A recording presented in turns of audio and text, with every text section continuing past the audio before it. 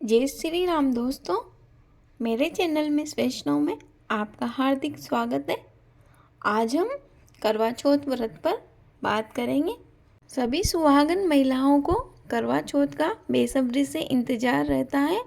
करवा चौथ उनके लिए एक त्यौहार के समान होता है। जो स्त्रियां पहली बार करवा चौथ का व्रत रखती हैं, उनके मन में कई सारे सवाल होते हैं।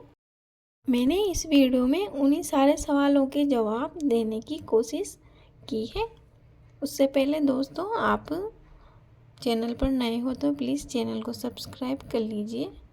बहनों, कार्तिक मास के कृष्ण पक्ष की चतुर्थी को करवा चौथ का व्रत रखा जाता है।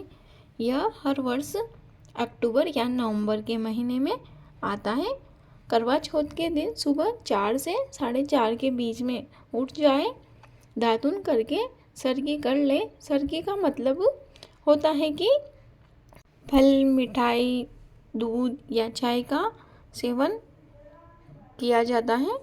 वैसे तो सरगी सासू माँ के द्वारा अपनी बहू को एक दिन पहले दी जाती है, जिसमें मुख्यतः मिठाइयाँ, फल, वस्त्र व श्रृंगार के सामान शामिल होते हैं। श्रृंगार के सामानों में सासू माँ अपनी श्रद्धा के अनुसार कितने भी सामान रख सकती है, जैसे चूड़ी, कंगन, पायल, बिछिया, काजल, बिंदी, सिंदूर इत्यादि।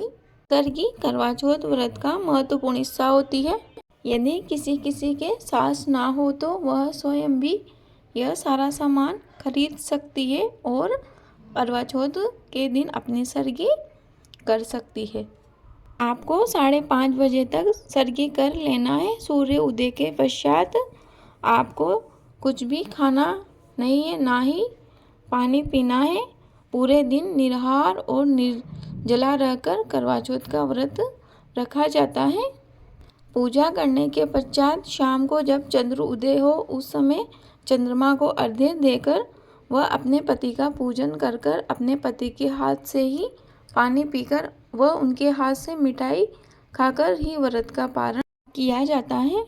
सुहागन स्त्रियां कभी भी करवा चौथ का व्रत उठा सकती है, परंतु ध्यान रहे कि जब आप पहली बार व्रत शुरू करें तो उस वर्ष मलमास, जिसे अधिक मास भी कहते हैं, ना हो, क्योंकि अधिक मास या मलमास में कोई भी व्रत नहीं उठाया जा सकता, चाहे वह करवा चौथ का हो, अहोई अष्टमी का हो, जितिया व्रत हो या कोई भी व्रत हो।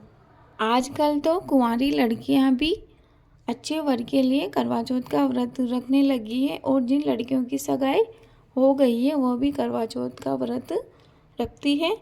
दोस्तों, यदि आपने अभी तक वीडियो को लाइक नहीं किया है तो प्लीज़ वीडियो को लाइक कर दीजिए।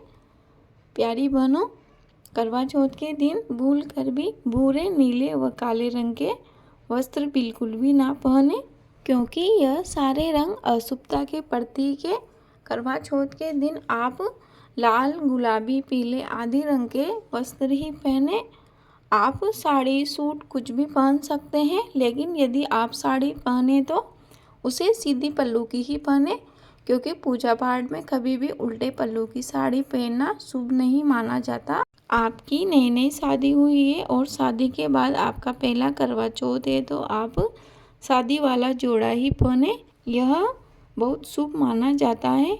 और यदि आप नहीं पहनना चाहते तो कोई भी नई साड़ी या सूट पहने जो आपको पसंद हो, परंतु उसके साथ आप शादी के जोड़े की चुनरी ओढ़कर ही पूजा करें। ऐसा करना शुभ फलदायी होता है। ध्यान रहे, पूजा में शुद्धता और स्वच्छता का ध्यान रखें। बहनों, हमारे यहाँ 2 करवे लिए जाते हैं। एक करवा बायने के साथ दिया जाता है, जिसमें आप गेहूँ, चावल या फिर चीनी भर सकते हैं, और एक करवा स्वयं की पूजा के लिए लिया जाता है, जिसमें जल भरा जाता है।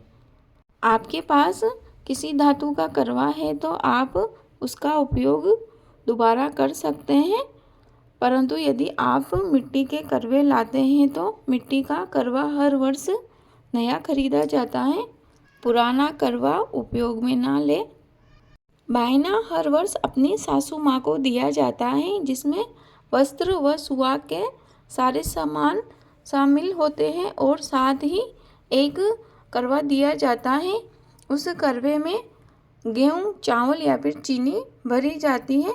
कई जगह बायने में चीनी का करवा भी दिया जाता है जो चीनी से बना हुआ होता है, और कहीं जगह मिट्टी के करवे में ही चीनी भरकर बायने के साथ दिया जाता है। यदि आपके सासू माँ नहीं है तो आप अपनी उम्र से बड़ी किसी भी सुहागन महिला को बायना दे सकती है, जिसमें आपकी कोई ननद, भाभी, जेठानी या फिर भानेज जो आपसे उम्र में बड़ी हो। इनमें से किसी को भी ना देना चाहो तो आप बायना किसी ब्राह्मणी को भी दे सकते हो। 16 श्रृंगार करके ही करवा चौथ का पूजन करना चाहिए एवं कथा सुननी चाहिए। आप एक दिन पहले ही मेहंदी लगा लें। मेहंदी का इस व्रत में बहुत महत्व है और बिना मेहंदी लगाए 16 श्रृंगार अधूरा माना जाता है। करवा चौथ का व्रत सौभाग्य व अमर सुहाग प्रदान करने वाला है, अतः सभी सुहागन महिलाओं को अपने पति की दीर्घ आयु व अच्छे स्वास्थ्य के लिए करवा चौथ का व्रत अवश्य ही करना चाहिए। मुझे उम्मीद है कि आपको वीडियो अवश्य ही उपयोगी लगी होगी। मैं इसी के साथ ही अपनी वाणी को विराम देती हूँ। आपका दिन मंगलकारी हो। धन्यवाद।